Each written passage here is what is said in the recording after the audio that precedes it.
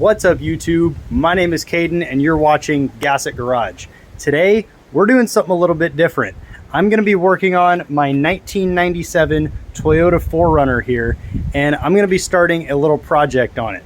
I'm going to be building a custom front bumper on this thing as well as a skid plate, and I'm also going to be installing some 2-inch wheel spacers to give this thing a wider stance and more stability off-road. And I'm also eventually going to mount a winch on this thing as well as a light bar and maybe some smaller LED lights. This is going to be a cool project, and this video is probably going to be part one of that project because it's going to take a while. So enjoy the video.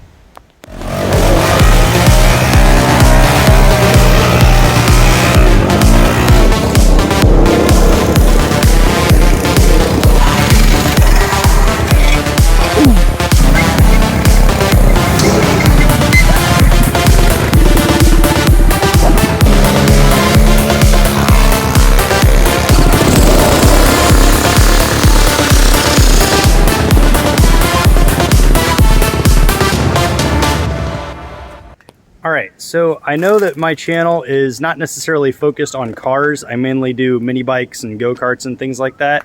But I just got this car and I wanted to do a video on it because this one is the first one that I've had that's actually not giving me any issues, because the last two vehicles that I've had, the engine kind of gave up the ghost and died on me. But this one is the most reliable I have had so far, at least until this point. So I'd like to start upgrading it. And as you can see, I've done a little bit of that already by putting some 31-inch mud tires on it, which have been awesome so far. So I'm going to start today's video by removing the front bumper because we're going to be building a new one, and I'm also going to put on some 2-inch wheel spacers to give this thing a little bit more stability off-road and a wider stance. So let's go ahead and get this thing jacked up and start with the wheel spacers.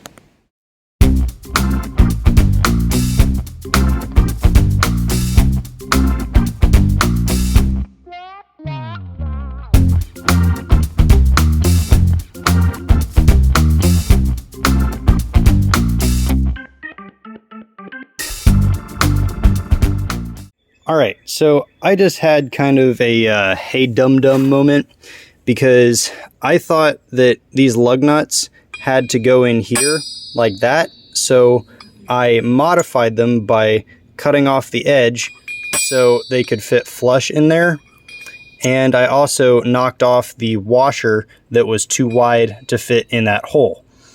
But then I realized that these lug nuts can actually go on right here and fit in the holes in the wheel. And the lug nuts that came on the wheel spacers that were on this, I just found out are actually the same size, and they fit on to these studs like that just perfectly, even though they are a different size hex. And another thing I was looking at before I noticed that was that the socket doesn't fit in that hole to tighten these things down. But with this one, if you put it in there like that, assuming it's oriented properly, the socket for those does fit. So I just spent like 20 minutes modifying 6 of these lug nuts for absolutely no reason. So, hey dum-dum moment. But it's all good now, so I'm going to put these on, and thankfully I won't have to modify the rest of these for the other 3 wheels. So let's keep going with this.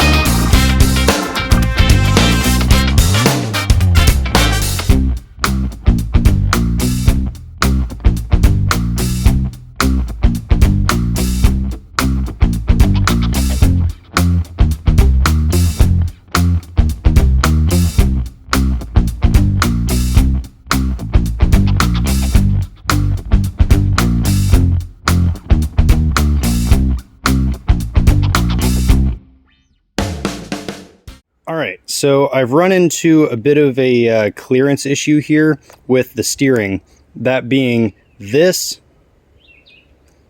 and this.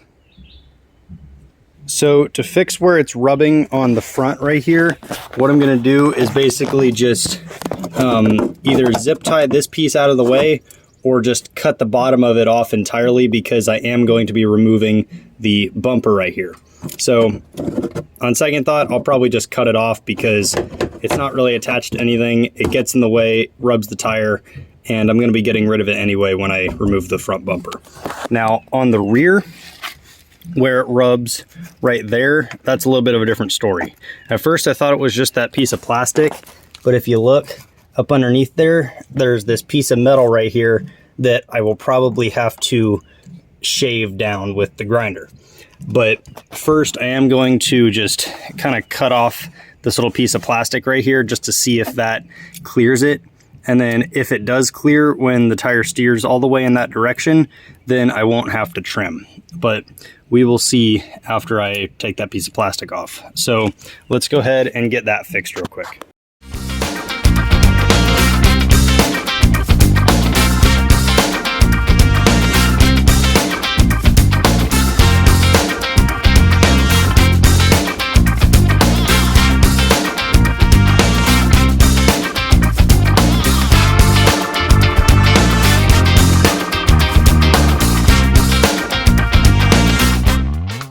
All right, so I just finished making some more clearance on the fenders. So the next thing I'm going to do is I actually have some new floor mats for this thing that I'm going to put in. And these are kind of universal mats right here that you can trim to fit. So I'm going to install these in the front and middle right here. And I also have a new cargo mat for the back that I'm going to put in. And I'm going to get them installed, trim them, and they should work pretty well. So let's go ahead and do that.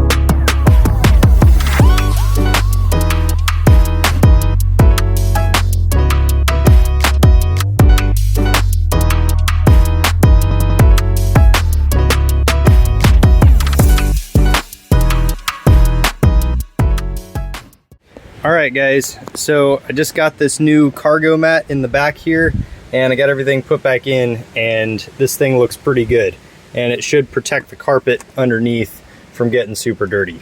And yes, I do have dual subwoofers in the back, which sound super awesome. So the next thing I'm going to do is I'm actually probably going to start taking this front bumper off up here, because I'm going to be building a fully custom bumper with a winch and lights and everything on it out of steel tubing, which I'm going to bend up with my new tubing bender that I got. And it's going to give the front of this thing a much cooler look. It's going to give me a good spot to mount a winch, which I still have to go out and buy. And then it'll also give me more clearance in front of the rear tires here for hitting steeper stuff off-road. So let's go ahead and start unbolting this thing and unplugging the lights and getting this bumper off.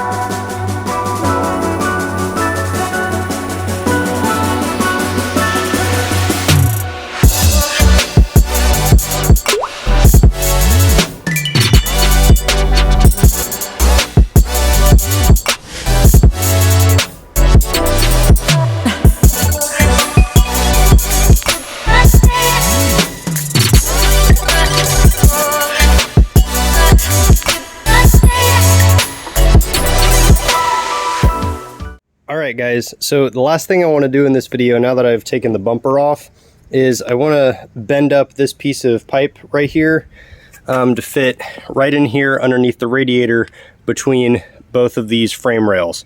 And the reason for that is two things. One, I want to have protection underneath here for the radiator, which is going to be incorporated into the skid plate that I'm going to build.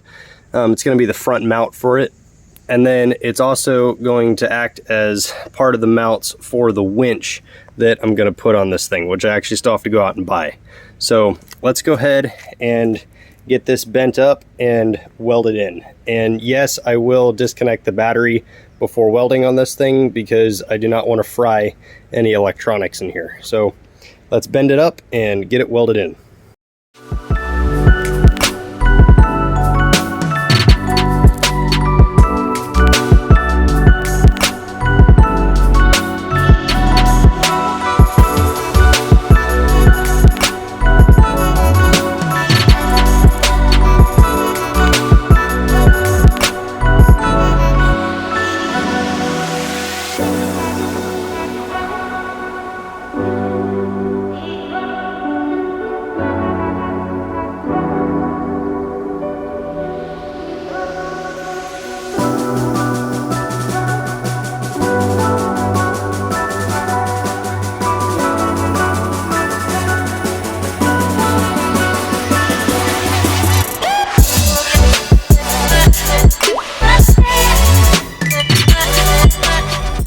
Alright, I realized I bent the tube a little bit too much and it was just too short to fit between them, these things. So I actually put a bend here and a bend here, and it actually kind of looks cooler now. And now I can grind it to fit, which is cool. So let me start up the grinder and let's get this thing trimmed and welded in.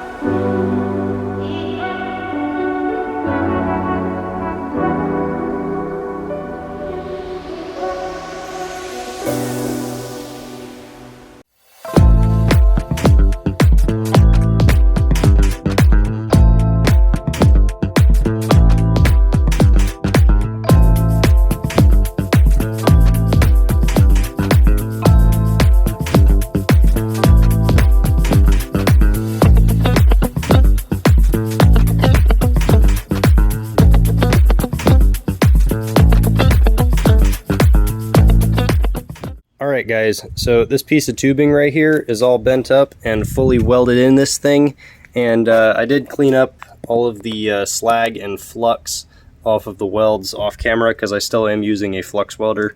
And as for the bends, this is my first time bending tubing, and that doesn't look too bad. These two small bends that I had to put in the middle to kind of just get this thing a little bit wider to fit actually looks better than I thought it would, because I was originally planning on having this thing just going straight across, but that actually looks better than I originally intended, which is a good thing. So that's going to be it for this video guys, because I'm out of time. But in the next video of this project, we are going to start building the front bumper on this thing. I'm going to run a piece of tubing across the whole front of this thing, probably a thicker diameter than that one.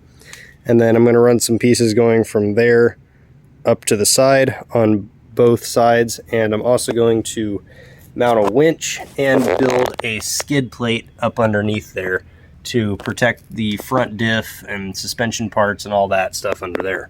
So thank you for watching this video. Don't forget to like, subscribe, and leave a comment. And I'll see you in part 2, where we should be mounting a winch and building a bumper on this thing. It's going to be awesome. Thanks for watching.